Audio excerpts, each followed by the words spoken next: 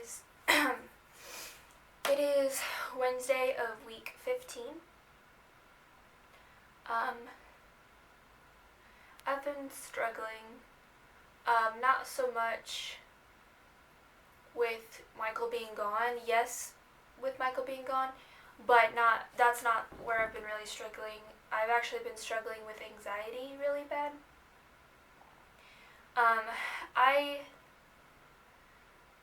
It's very hard for me to go to the store, like the grocery store, and just like get groceries. It's becoming harder and harder. I can't get out of the store without having a panic attack. Or not a panic attack, an anxiety attack. I just like it frustrates me so bad because I run errands for my mom because my mom works. She's letting me stay here for free. I run errands for her. So I have to go to the store. Well, sometimes I have to go to specific stores because of the things I need to get. And when my mom needs meats, like some sort of beef, she does not go to Walmart because of all the problems Walmart has had with meat in the past. If you don't know what I'm talking about, you can look it up. Walmart's been said to dye their meat and still sell way past due meat and things. So she doesn't trust it. Well, when I need to go to Walmart, that means I usually go to a different store closer to me, to where we live, to get meat. Well, at that store is just a grocery store. It's not like a Walmart. It doesn't have all the other stuff you can buy. Well, so that means if I have to get other stuff and meat, I have to go to a different store. That seems to be local, so I'm not going to say the name of it. But I have to go to that store, and that store is super crazy all the time. And I don't understand, because every single time I go there, no matter what time of day it is, it's always super busy. And that's either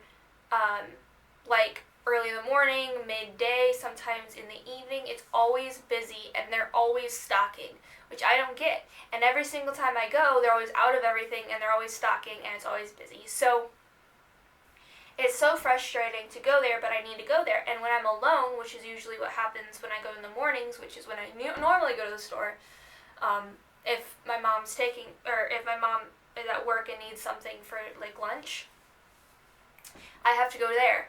And it's really the only store that really gives me anxiety attacks. The other two stores I'm normally fine, because the one that's closer to me, where we go just for meat and stuff and just groceries, that one's pretty in and out. I just get in there and get out. It's not that big of a deal. Walmart, everything's pretty much of a more chilled down environment. But this store, it's where more of the richer people go. It's not like a health food store, but it's pretty much like a Walmart, but nicer. So that's where all those people go, and they seem entitled to everything, and they think that they deserve to own the whole lane, or they deserve to have you move instead of them. And it's so frustrating, and I just feel so overwhelmed, and I can never find anything. The store is laid out so poorly, and it's very overwhelming, and I just get sensory overload whenever I'm there. And usually when Michael was here, I would go shopping with him, and it was fine. I would just go, and anytime I felt overwhelmed, Michael, you normally could tell, and he would kind of slow everything down and make sure it was okay, and if I needed to cry, I would just go on his shoulder. But when I'm alone, it's a different story. When my mom and I go, she normally can tell that something's wrong, but she doesn't know what's up, and so she'll do all the looking and finding, and I'll just kind of walk behind her and stay quiet and try to calm myself down. But when I'm by myself, I don't have somebody to cry into and somebody to just do the job for me. I have to do it all by myself, and it's really hard. Yesterday, 2 days ago, I went to the store, and I had to go to that store, and I went alone, and it's been a while since I've been alone, but I went alone, and it was just sensory overload. It was crazy. I was trying to find these last two items. I had everything else. I was trying to find these last two items, and I just couldn't do it. I felt awful, and I just needed to calm down. So I got in the cart, and the thing where you push the cart. Well, I put my arms in there, and I put my head down to try to kind of get rid of all the senses, pretty much. Just kind of calm down. And right when I was almost done, right when I would have been perfect and ready to go, I put my head up, and somebody right next to me asked if I was okay, and then I almost bawled. I almost started bawling, because I don't know if you guys get this, but you're fine, and then all of a sudden somebody asks if you're fine, and then you lose it.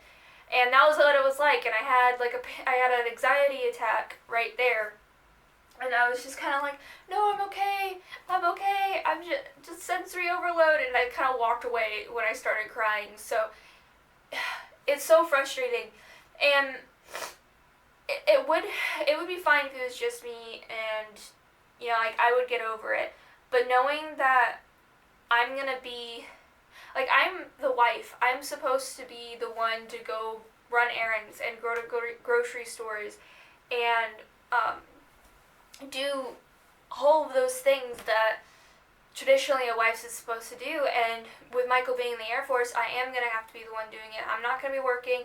He's going to be working all day long. I have to go do these things, and it's frustrating because I can't do these things. I have anxiety, and it's so frustrating because I want to be able to be a good wife, a perfect wife, and just be able to do these things, which normally I should be able to do. Normal people can go to the store alone, and I can't, and it's really frustrating, and I don't know what to do about it, because I don't want to be put on medication. I don't want to have to be going through those types of things. I should be able to do it by myself, and I'm not, and I can't, and I don't understand what to do. Just knowing that me and Michael are going to be alone, within a couple of months, we're going to be moving, and I'm going to be alone. I'm not going to be able to take somebody with me for the first time, and to different places, because usually if I go with somebody to a certain place, I can kind of feel it out, and then I can do it alone, kind of like with the airports. I went with a group of friends the first time I went on an airplane, and then I went with my Michael, and then I went with my parents, and now this is the first time I'm going to be doing alone to go visit Michael.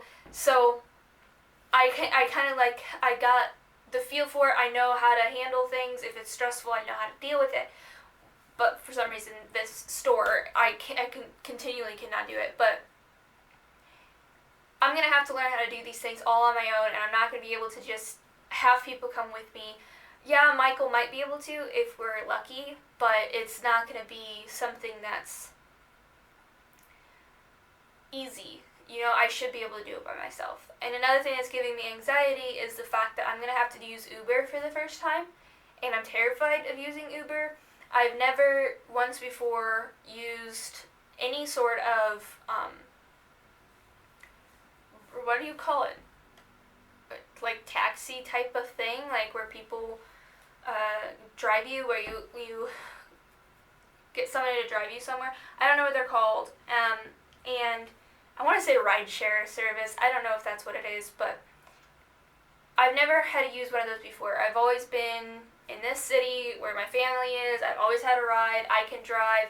But I'm going to be going to visit Michael, and I'm going to be alone, and until his dad gets there. And his dad's not getting there for almost a half a week after I get there. So I'm going to have to figure out how to get from the airport to the hotel, and then from the hotel to the base, and then back to the hotel. It's just, I'm going to have to go to the store. It's going to be crazy, and I'm really scared. I don't know how everything's going to work, and I've considered trying to use Uber here, in my city, to see how it works, and how it, I feel comfortable, try to get comfortable where I'm safe, where my family can pick me up if need be. But I don't know. I'm just really nervous, and the reason I'm so nervous is, one, I'm making myself vulnerable to this person who's driving that I've never met, and number two, I don't trust people driving. I'm really nervous on the road, and I trust my driving. I trust my mom's driving sometimes it's a little, and I trust Michael's driving, and I don't normally like when other people drive me. So that's another thing that's really causing anxiety. I'm really hoping that being at the airport alone, using Ubers, being at the hotel alone, I'm not gonna have very many anxiety attacks. But I mean, we'll see. I'm gonna keep in constant contact with my mom while I'm away until Michael can come stay with me.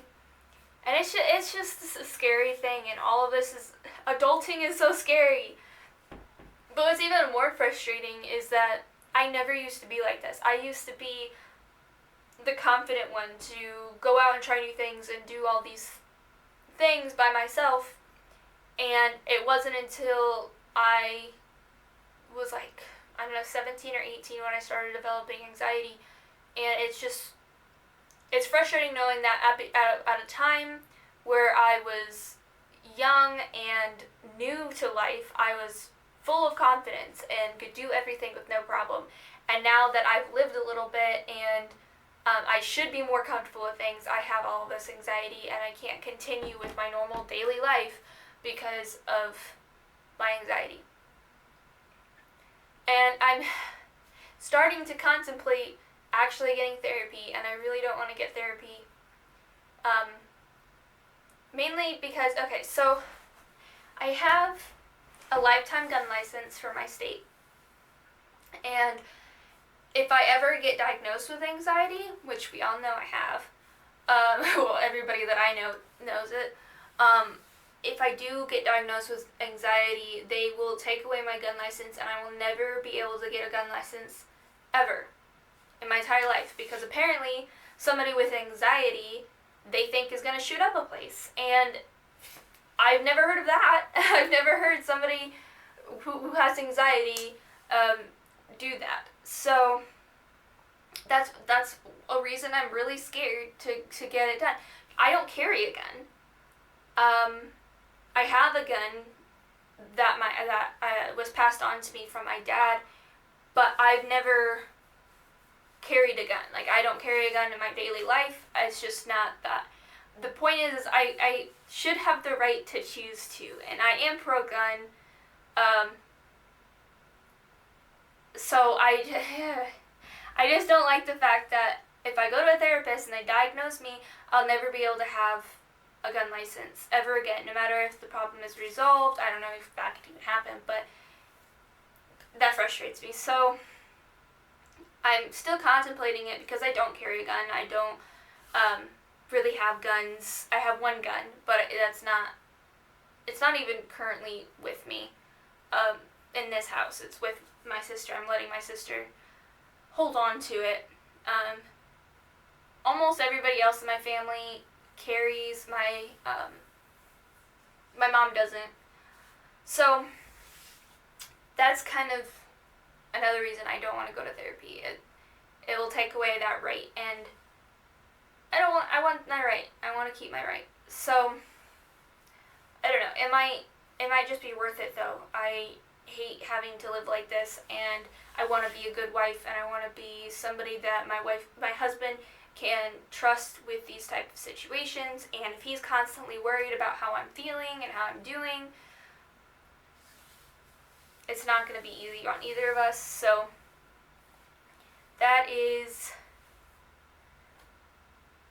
that. But when it comes to Michael, I am starting to feel better about him not being here. It's not as hard anymore. But in just a couple weeks, I'll be seeing Michael again, which will disrupt the whole thing again, and then I'll be sad again. But we have decided that we're going to be seeing each other once every month until we get to move together. Even if it's for just a weekend, we'll at least be able to see each other. And that is encouraging. That way I can always have something to look forward to, but it's not going to be like long periods of time because it's been almost 2 months since I last saw him, and that, like, just the length is such an annoying thing, and it's frustrating, as a lot of things are right now. But once I get there, this time it'll only be a couple weeks until I can see him, and then after that one, it'll only be a couple weeks, and then after that one, like that type of thing, until we can finally move together. So that is gonna be fun. I'll have something to look forward to that's only a couple of weeks away instead of months away, and when it's months away, it's harder to stay positive because you're just sad. So I'm hoping that will help. I am still trying to do my workouts every day. My body has been aching like nobody's business the past couple days. I can't do anything. I'm so much in pain. But I am trying to do workouts. I'm constantly, every single day, pretty much doing something. There's only one day a week where we rest. Every other day, we're doing either strength training or a cardio day. So it's a lot. And I'm planning on continuing the workouts after we're done with the competition thing. But the only thing is I'm not going to be doing 6 days a week working out. I'm probably going to do 5 days a week and just have 2 days off because I'm tired. I'm so tired and I just want to rest. So that's kind of the updates for everything. Major anxiety, frustrations. Am I going to go to the therapist? I don't know. My phone keeps going off. So that's the deal. It is Wednesday of week 15. Got a long ways to go, but I'm excited. I can't wait until I can be with my husband again. So